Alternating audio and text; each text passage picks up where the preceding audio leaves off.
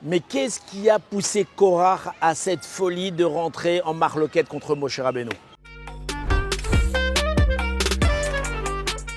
Notre parachat de Korach. Alors il y a une grande question, on voit que Korach va rentrer mamash en guerre contre Moshe Rabbeinu. Il va, grande marloquette qui va scinder le peuple juif en deux. Ça va être un des événements les plus terribles de toute l'histoire juive. Maintenant, qu'est-ce qui a pris Korach de rentrer en folie comme ça, de rentrer en marloquette contre Moshe Rabbeinu? D'accord, Moshe Rabbeinu, il parlait avec Dieu. Et toi, maintenant, tu viens, t'es pas d'accord avec lui? C'est quoi cette folie? Alors Chazal nous explique, alors il y a plusieurs raisons, mais la raison essentielle, c'est à cause d'une prophétie que Korach va avoir. Il va voir en prophétie que de lui va sortir un personnage qui va être plus grand que Moshe et Aaron réunis. C'est qui? C'est Shmuel Hanavi. Le prophète Shmuel va descendre de Korach. Donc lui, Korach, il a fait un calcul, il a dit comment c'est possible que va sortir de moi un personnage aussi grand et que moi, aujourd'hui, dans ma génération, je ne suis pas honoré au moins. Il y a eu une nomination d'un poste important et c'est pas moi qui l'ai reçu, ils l'ont donné à quelqu'un d'autre. Et là, Korach, ça va le rendre fou, il va rentrer en marloquette contre Moshe Rabbeinu. Maintenant, où était l'erreur de Korach? Alors écoutez bien, très intéressant. Il y a deux sortes de prophéties. Il y a la prophétie de Moshe,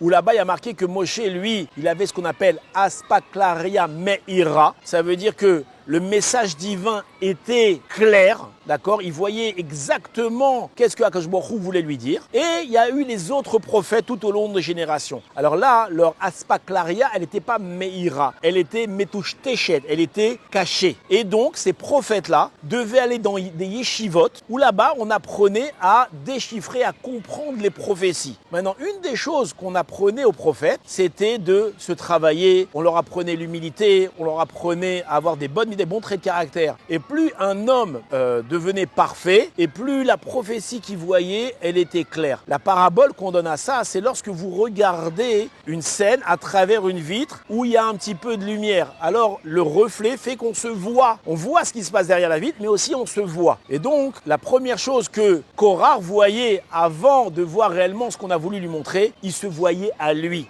Le fait de ne pas avoir travaillé sur ses traits de caractère, de ne pas s'être travaillé, la vision prophétique n'était pas claire. La première chose qu'il voyait, c'était lui. Et c'est ça qui l'a emmené à son erreur. S'il avait bien nettoyé la vitre, à savoir qu'il avait enlevé de lui toutes les mauvaises choses, toutes les mauvaises traits de caractère, alors la vision, elle aurait été parfaite. Il aurait pu comprendre réellement qu'est-ce qui allait sortir de lui. Et c'est ça l'erreur de Korach. Il faut savoir, celui qui veut réellement décrypter ce qui se passe autour de lui, il a besoin d'avoir des bons traits de caractère. Parce que si c'est l'orgueil, la jalousie et tous les mauvais traits de caractère qui animent sa vie, alors c'est sûr et certain qu'il n'aura pas un jugement équilibré sur la vie. Il verra que le mal partout et ça peut chasver shalom dans de mauvais endroits. Donc celui qui va avoir une vision équilibrée de la vie, qui travaille ses midot.